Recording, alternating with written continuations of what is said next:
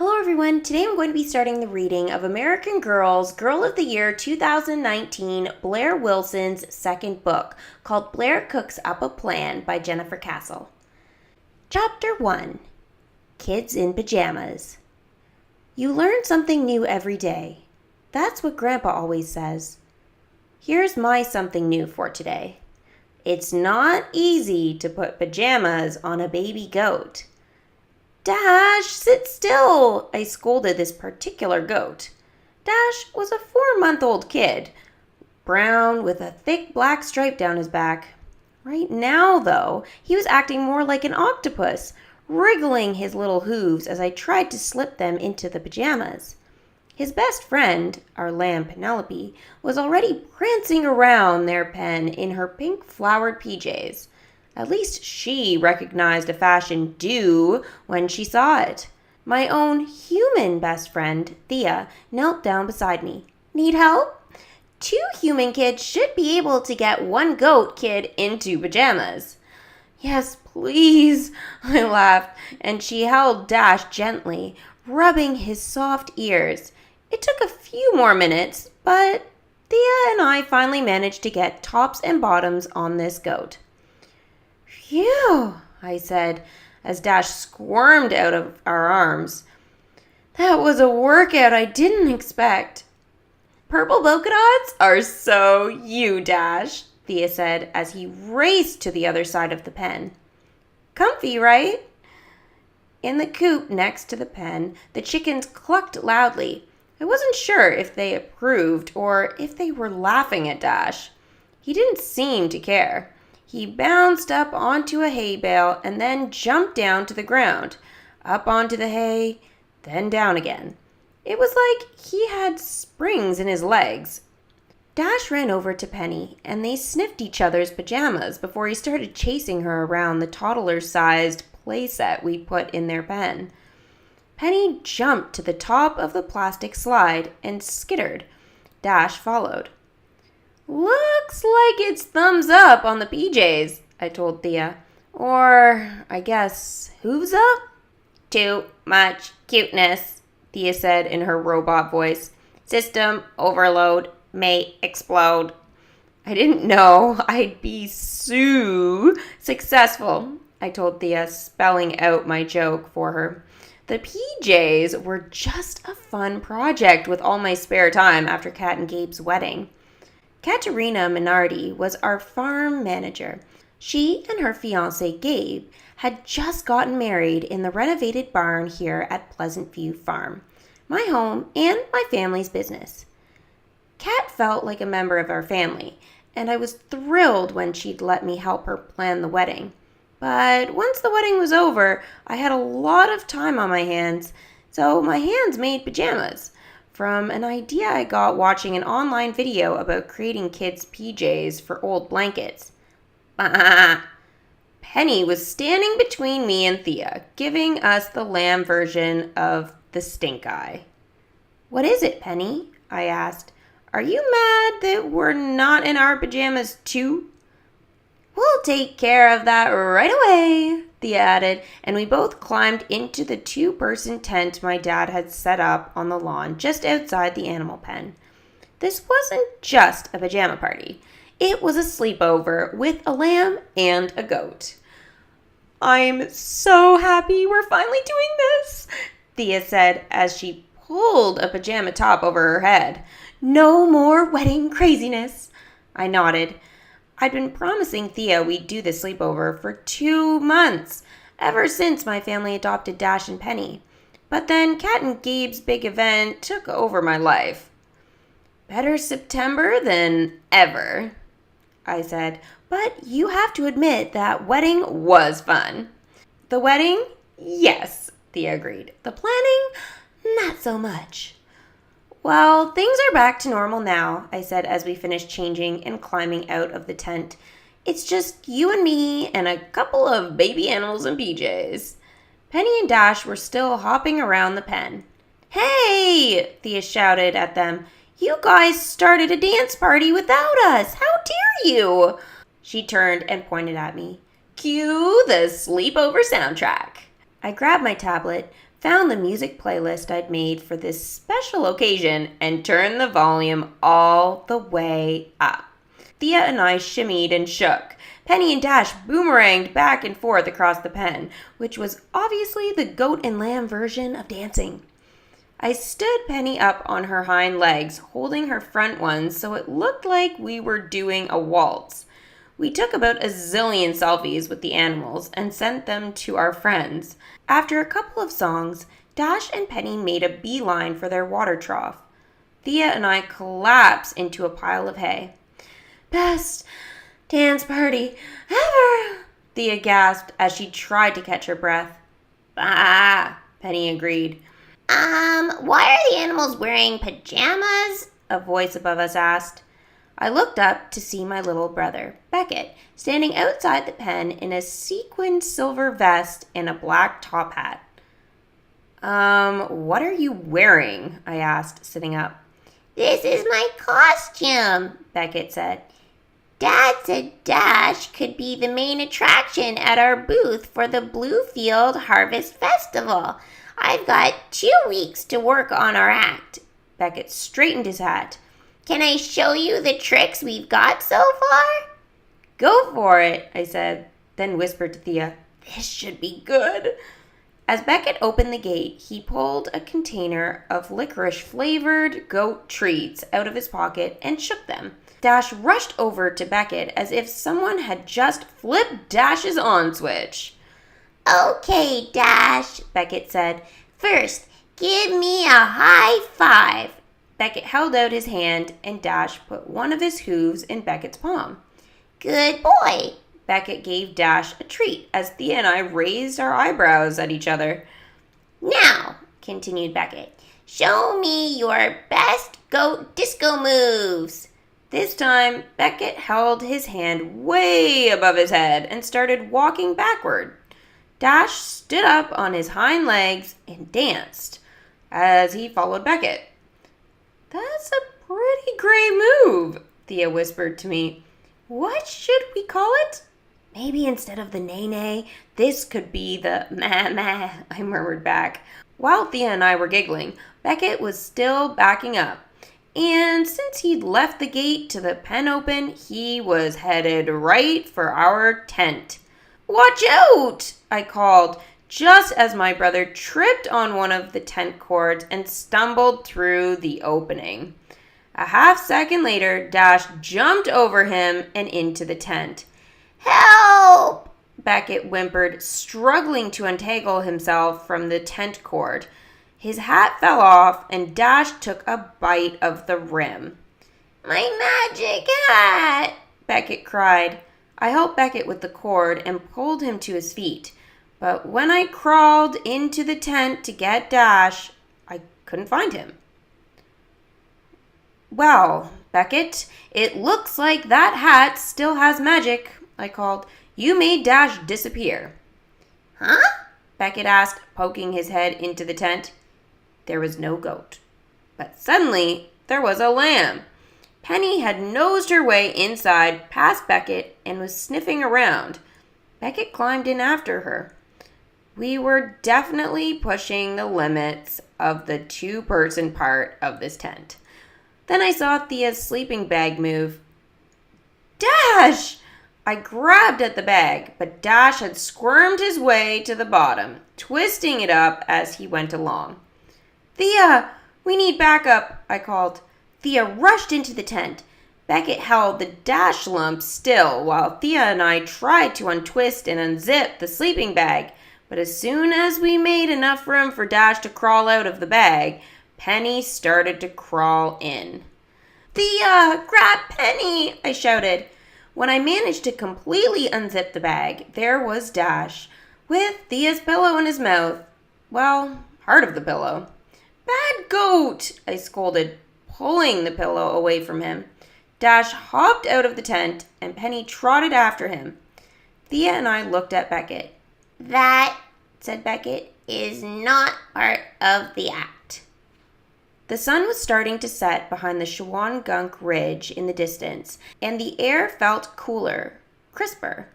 I loved fall in Bluefield, our corner of New York's Hudson Valley.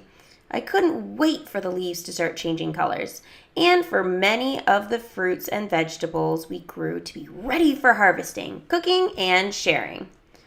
After we sent Beckett and his magic hat back to the house and got Thea a new sleeping bag and pillow, we took the PJs off Penny and Dash and tucked them into their shed for the night. "One tent, two people," Thea said as we crawled into our tent. "What a concept," I replied, turning on the battery-powered lantern. The window flaps were open, and we could hear crickets and cicadas singing their familiar chorus.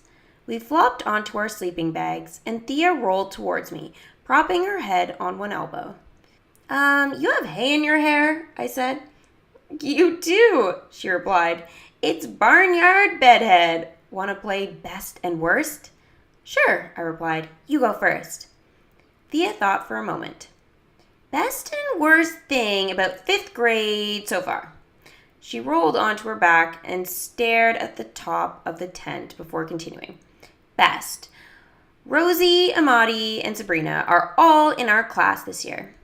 We're going to have a blast.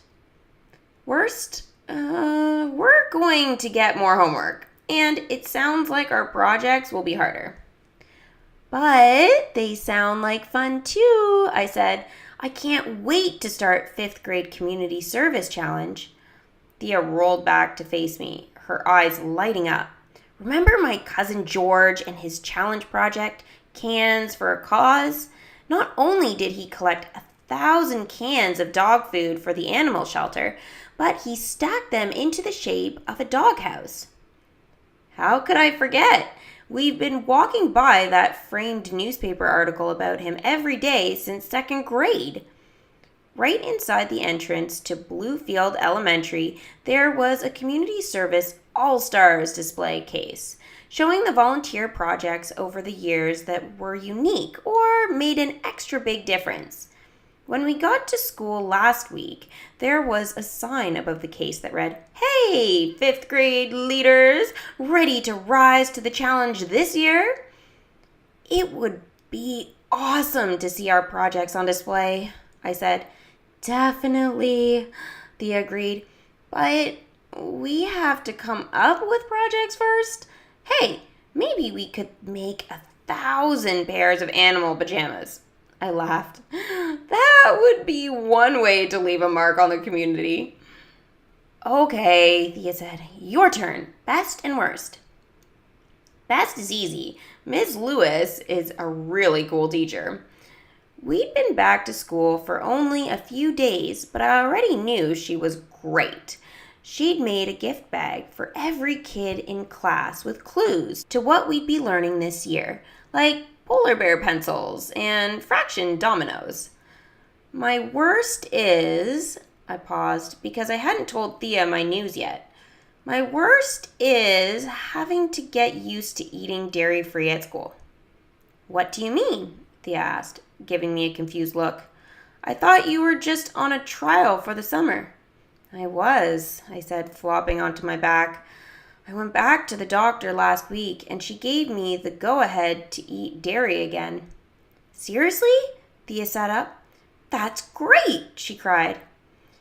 It would have been great if I didn't get sick right away. I had some of Mom's homemade macaroni and cheese, and after I ate it, I got cramps and ended up in the bathroom for an hour. I tried some ice cream a few days later, and the same thing happened. "Oh," Thea's shoulders slumped forward. "So no dairy ever?" I sat up and hugged my knees to my chest. "Not for the foreseeable future." That's what the doctor said. My lactose intolerance is bad enough that even a little bit will make me feel rotten. So no dairy for me now. "Oh, Blaire, that stinks," Thea said. "I'm sorry." "Thanks," I said. I was hoping I could just go back to eating anything I wanted. "But it has gotten easier to avoid dairy, right?" Thea asked. I shrugged. At the beginning of the summer, when I was first diagnosed, it was really hard to be dairy-free. Yeah, it's definitely easier here at home, but school? Well, it's school, Thea said. I get it. I nodded. I know you do, but other kids don't. I know they're going to ask questions, and I just don't like to talk about it. I let my voice trail off. I didn't even like to talk about it with Thea. I bet no one will even notice, Thea said kindly. They will when I say no thanks to someone's birthday cookies. It's going to be so obvious. It doesn't have to be, Thea insisted. It's not like you won't be eating anything. Your mom sent in all those dairy-free snacks. You'll just eat those. No biggie. And I sighed. No biggie for her. I just wanted this to magically go away. I flopped down onto my sleeping bag and covered my face with my pillow. Thea lifted up a corner of my pillow. You could try Beckett's magic hat. If it can make a goat disappear, who knows what else it can do? Meh. Dash bleated from inside the shed as though he'd been listening. Thea and I burst out laughing. So much for magic, I said. I woke up to the sound of chickens clucking. I was used to hearing them from my third-floor bedroom, but sleeping right next to the coop was a whole new experience. I stretched and listened to the morning music of their squawks and calls. Thea sat up, rubbing her eyes. What's all the racket? It's Pleasant View Farm wake-up call, I told her. Isn't it great? No, it's early, Thea said with a yawn. Well, Penny and Dash are up. I heard them rattling the door of their shed. Want to help me feed them? Thea and I pulled on work boots before letting Penny and Dash out into their pen. I gave them hay while Thea filled the trough with fresh water. Then we scattered seed for the chickens. Is it time for us to eat now? Thea asked. Yes, let's grab some eggs and make breakfast. At my house, grab some eggs means getting them fresh from the nests. As we made our way to the indoor nesting boxes, I picked up my favorite chicken, a Silky I'd named Dandelion, because of the way the feathers on her head poofed out like dandelion fluff. I nuzzled her soft, warm body. Next time, we'll have a dance party with you guys. Promise, I whispered to her. Dandy clucked as if to say, Don't you dare try to put me in pajamas. Blaire, your bedhead makes you and Dandelion look like twins, Thea teased. We gathered as many eggs as we could hold in our pajama tops and headed towards the house. I could smell something great coming from the kitchen. Mom making breakfast for the B&B guests. My mom is an amazing cook. She's the chef at our farm-to-table restaurant. She taught me everything I know about cooking. This morning, I was going to create a feast for Thea and me. What'll it be? I asked Thea as we approached the big front porch. Omelette? Frittata? Oh, I just found a new recipe for almond milk French toast. Before Thea could answer, there was a roar from the road. We turned to see a motorcycle zooming up the driveway. The bike was bright red, and the rider was wearing a red leather suit and matching red helmet. Well, that's something you don't see every day, Thea muttered next to me. Actually, it wasn't that unusual. Between the restaurant and the B&B, there were all sorts of vehicles appearing in my driveway. Every day, someone new and interesting showed up at Pleasant View Farm. I loved getting to know our guests. The motorcycle came to a stop, and the rider climbed off. Good morning, a man's voice called from inside the helmet. It sounded oddly familiar, but I didn't know anyone who rode a red motorcycle. Who was this? Then he pulled off his helmet. Oh my gosh. What a cliffhanger! They are going to make us wait until chapter 2 before they tell us who it is. I don't want to wait. Okay, so we are going to have to wait though until the next video when we start chapter 2 of Blaire's book. So if you guys enjoyed this video, make sure to give it a thumbs up. Also subscribe to the channel, hit the little bell for post notifications for more of Blaire Wilson's story. Thanks for watching. See you soon.